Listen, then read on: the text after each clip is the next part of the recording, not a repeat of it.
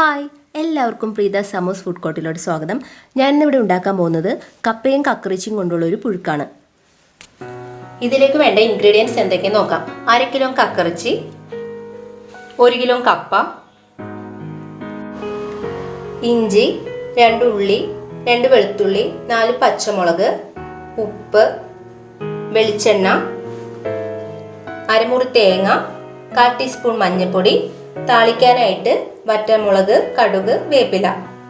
ഇത്രയുമാണ് ഇതിലേക്ക് വേണ്ട ഇൻഗ്രീഡിയൻസ്. കക്കറിച്ചി വേവിക്കുന്നതിനായിട്ട് കുക്കറിലോട്ട് ഇട്ട് കൊടുക്കാം.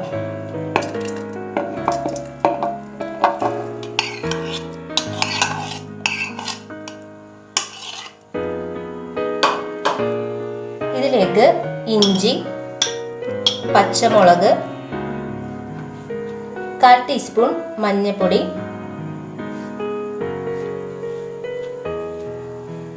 ആവശ്യത്തിന് ഉപ്പ്,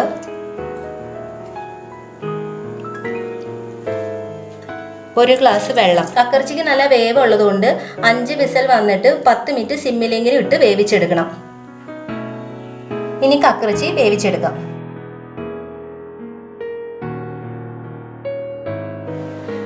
കക്കറിച്ചി നന്നായിട്ട് വെന്തിട്ടുണ്ട്.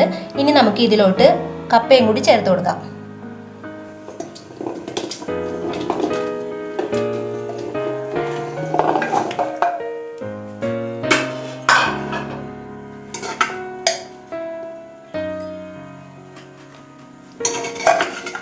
നന്നായിട്ടൊന്ന് മിക്സ് ചെയ്ത് കൊടുക്കണം. എന്നിട്ട് ഒരു 1/4 ഗ്ലാസ് വെള്ളവും കൂടി ഒഴിച്ചു കൊടുക്കണം കപ്പ വേവാനായിട്ട്. 1 സ്പൂൺ ഉപ്പും കൂടി ചേർത്ത് കൊടുക്കണം. കപ്പ പെട്ടെന്ന് വേവണോണ്ട് 2 വിസിൽ മതി വെന്ത് കിട്ടാൻ. കപ്പ വേവണ നേരത്ത് അരപ്പ് റെഡിയാക്കി എടുക്കാം. അരപ്പ് റെഡിയാക്കാനായിട്ട് അരമുറി തേങ്ങ, 2 ഉള്ളി, വെളുത്തുള്ളി, 1/4 ടീസ്പൂൺ മഞ്ഞൾപ്പൊടി, ഒരല്പം വെള്ളവും കൂടി ചേർത്ത് അടിച്ചെടുക്കണം. നന്നായിട്ട് അരയേണ്ട ആവശ്യമില്ല, ജസ്റ്റ് ഒന്ന് അടിച്ചെടുത്താൽ മതി. ഇതേപോലെ അരച്ചെടുത്താൽ മതി, നന്നായിട്ട് അരയേണ്ട ആവശ്യമില്ല. കപ്പ നന്നായിട്ട് വെന്തിട്ടുണ്ട്. ഇനി ഇത് നമുക്കൊരു വേറൊരു പാത്രത്തിലോട്ട് മാറ്റിയിട്ട് അരപ്പ് ചേർത്ത് കൊടുക്കാം. അരച്ചു വെച്ച അരപ്പ് നമുക്ക് ഇതിലോട്ട് ചേർത്ത് കൊടുക്കാം.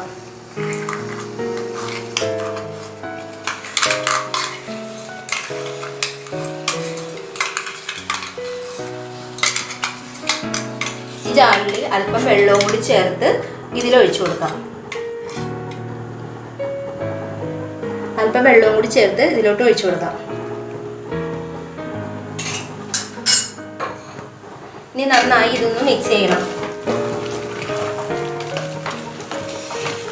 5 മിനിറ്റ് കൂടി സിമ്മിലിട്ട് കഴിഞ്ഞാൽ അരപ്പിൻ്റെ പച്ചമണം എല്ലാം മാറും. അപ്പോഴേക്കും നമുക്ക് ഫ്ലെയിം ഓഫ് ചെയ്യാം.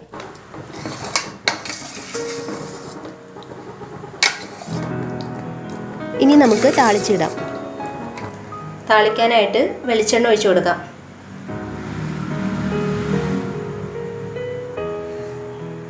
എണ്ണ ചൂടായതിന് ശേഷം കടുകിട്ട് കൊടുത്താൽ മതി. എണ്ണ ചൂടായിട്ടുണ്ട്, ഇതിലോട്ട് കടുകിട്ട് കൊടുക്കാം.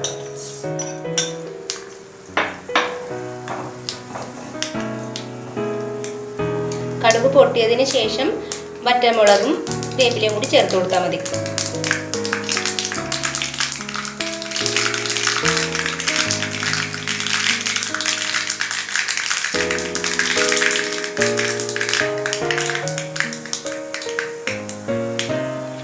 വറ്റൽമുളകും വേപ്പിലയും കൂടി ഇട്ട് കൊടുക്കാം.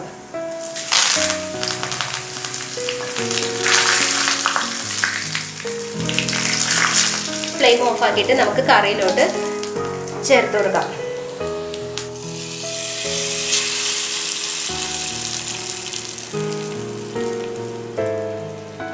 കപ്പയും കക്കറിച്ചും കൂടിയുള്ള പുഴുക്ക് ഇവിടെ റെഡി ആയിട്ടുണ്ട്.